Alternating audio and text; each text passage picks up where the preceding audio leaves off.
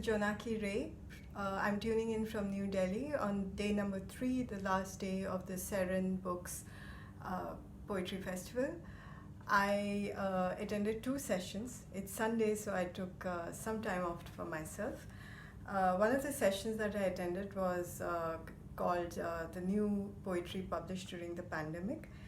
It featured Abir Amir with poems from her collection, Inhale, Exile.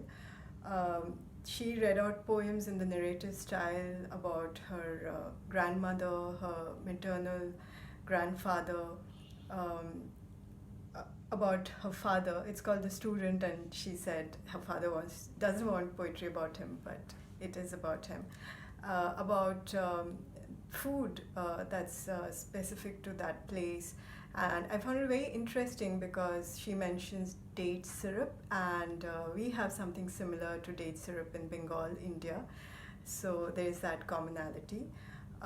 Ross Huddis read out from her collection Restorations that are about her journey into a monument, a moment, possession and letting go. Katrina Naomi read from her collection Wild Persistence. The highlight for me was her poem about leaving London and a poem called What I Would Tell My Daughter. And finally, Rhian Edwards read from her collection The Estate Agent's Daughter. The poems that are highlights for me are her magpie poems. One was called Four for a Boy, where she describes meeting her now ex-husband in New York. And there's another poem called Birds of Rhiannon that's based on the fairy tales of Wales. I again found it very interesting that fairy tales in India have similar themes, that a fairy marries a mortal and she has to downplay her powers, and it shows the universality of fairy tales. The other session that I attended was on poetry and grief that featured Carrie Etter, Rosalind Huddis, Kay Michelle, and Claire Williamson. Michelle wrote poems about the death of a beloved sister, and he spoke about how poetry and the act of writing poetry gives feedback on what is going on in one's mind. Carrie Etter read from her collection Weather is Normal, and she spoke about how poetry for her is the first chosen language of expression, and it allows you to express anything actually, because it gives you a certain freedom. Ross Huddis spoke about how poetry has a certain music, a certain cadence, and that lets you express something very intense with layers in a structured manner. And that brings me to a poem that I thought would be topical. It's again from my favorite poet, Rabindranath Tagore from India. He wrote poems that are often sung. In fact, his poems are very famous for being composed into songs as well. So this poem is sung and is a very popular one. I will read it out first in Bengali and then translate it. In Bengali, Ache dukkho, ache mrityu, biroho dohano lage, tobuo shanti, tobuo anondo, tobuo ononto jage. The translation is mine, once again with inputs from my father. There is sorrow, there is death, there is the fire of separation. Still, there is peace, there is joy, and there is the awakening of the eternal. Tagore wrote this poem after he suffered the sudden loss of his very young wife, and he went through many losses, but he kept writing. And I think from this poem, which is a favorite in my family for various reasons, as well as the panel discussion on poetry and grief, one of the things that has emerged is that poetry does let us go on. It helps us give expression to the trauma and turmoil that affects all of us in various degrees and forms. So with that, I want to say goodbye for now. And I also want to express my thanks to Taj Rahman. It's thanks to him that I became a part of the review team, reporting team, and I was able to attend these amazing sessions and get to know so many new and old as in I've read the poems before. And hopefully I'll see you all again. Bye. The final curtain. Here we are, end of day 3. We've had a good time. And people might have noticed, Lottie, they might have seen us two before, but there's somebody else sat in between us now. Hello. Introduce yourself, sir. So I am Taz, and I was basically behind the camera for most of the interviews, although you may have heard my voice for a couple of interviews where you two were kind of otherwise occupied. Forgetting what to ask is what you're politely trying to say. So, how did all this come about? Because this is all happening because of you. I proposed to Zoe and Sarah that we do some sort of today at Wimbledon type of tennis coverage for a poetry festival, and basically they love the idea, and initially we were going to have just this at the end of each day, but then Sarah said that, well, why don't you interview those who are basically performing? And so from that point onward it organically grew into basically kind of talking to people who not only attended but actually those who came in as guests, and yeah. And what a fabulous time we've had doing it. Absolutely. It has just been phenomenal to be able to talk to so many people who practice their craft. Yes. And to do that, hearing how they deal with such a wide range of subjects or topics or issues or feelings. Yes. It's just on one level overwhelming, but in such a good way. We've also been able to fit in a lot of Welsh language sort of interviews. And how did they go for you, Alun? Really well, absolutely. Everybody glad of an opportunity to be able to contribute in Welsh. From my point of view, personally, as my own viewpoint, I like the idea of Welsh language events sitting side by side with English language instead of an us and them kind of approach. So for that reason, I really welcomed the whole approach, yet alone the content, which was fab as well, which was important. But I love the idea. And I enjoyed sitting in this morning on the panel, which was bilingual, trilingual, in fact, because it not only was in Welsh with translation of English in my earphones, we had the French element as well. Yeah. So multilingual. Yeah. And we've been able to bring in a little bit of our own languages. So yesterday, Yes. Hamad spoke a little bit in Saraiki, I think, and also Urdu. And Jonah has been adding poems in Bengali or Bangla. So I think And we had some Italian from Cat Stansfield. absolutely, and that was a fascinating discussion. And I know that a lot of people have really liked that film. Fabulous. So, what have you liked today in particular? Ooh. After you. What haven't I liked today? It's just the full 3 days have been fantastic. So many poets, so many points of view, so many feelings. Not forgetting, of course, that it was all centred upon the theme of well-being. Today, we've just come out of the Paul Henry. Yeah. As if to sing, which was such a lovely penultimate way to round the whole weekend off with poetry and guitars.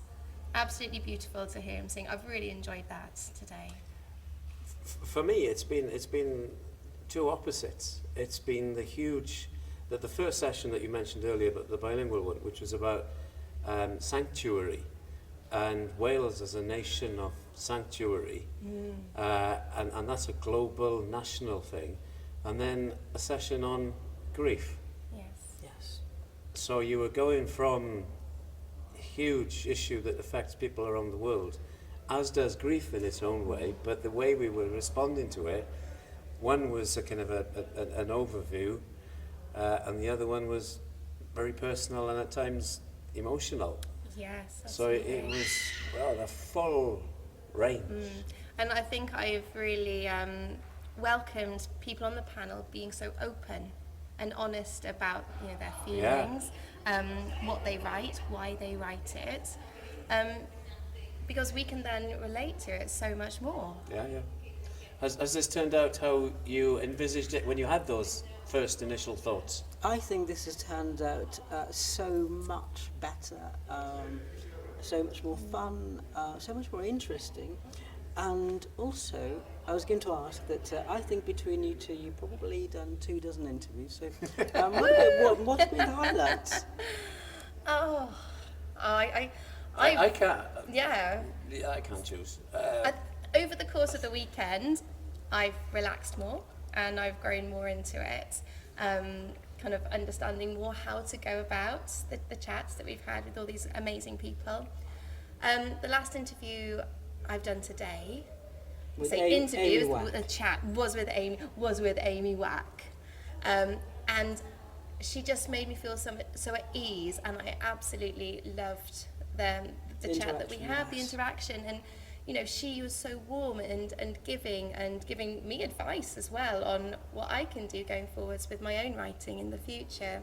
So yeah, I think to end on a high, I really enjoyed that. May I guess which one you liked a lot? You may guess. I thought yesterday's one with Sean. Yeah. I thought there was a bit of a natural rapport and you really enjoyed chatting to her. Yeah, I mean, I was going to say I'm not going to choose, but you have picked on one that is up there. I mean, I don't want to choose because that kind of suggests that the others weren't so good, and I haven't been in that situation. But to specifically respond to that one, yes, that did resonate with me, because Sian was glad of an opportunity to discuss the whole mindfulness and writing and creativity issue in the Welsh language, because there might be a different response to that whole issue within people in Wales who speak Welsh as opposed to with people in Wales who don't. Maybe, that's the kind of, without stereotyping, but it was there somewhere. So that opportunity was a nice, rare one, really. And we spoke for a long time after the camera stopped on those issues. So yeah, that I noticed that. Yes. I've done that with a few others as well. And what about you, Taz? What have you particularly enjoyed? I think, I've done a couple of interviews. So today I spoke to Paul Deaton, who has his collection coming up with Seren soon. And Paul is someone who's a poet who was reading as part of Amy Wack's showcase last night. And he's very interested in the classical world. And he's taking a new approach to kind of finding out about the classical world and to then incorporate that within his writing. So he's been reading a lot of Sophocles and bringing in a lot of Greek tragedy. We were discussing his approach to subjectivity and that sort of thing. So I kind of got a bit carried away with that interview. But I guess because I'm not as schooled into doing those things as you have been, so I wasn't really keeping a tab on time. So, but I enjoyed that immensely. You were enjoying yourself. Yes. Well, that's what it's all about. And I think we've all been in that exact position throughout the weekend. Yes. We've enjoyed, and that's can ask for more. Yes. Yeah. Sorry. And I was just going to say that we probably should mention the wonderful and detailed sort of coverage that Jonaki Ray has been sending in from New Delhi in India, and she's been staying up very late into the evening. I think she's about 5 hours. Well done. Yes, and of course Hamad brought in his joviality, his language, his learning yesterday. Yes, and his inquisitiveness absolutely. on a different way Yes. to the way we would, Yes. which is Yes. again what it's all about. Absolutely.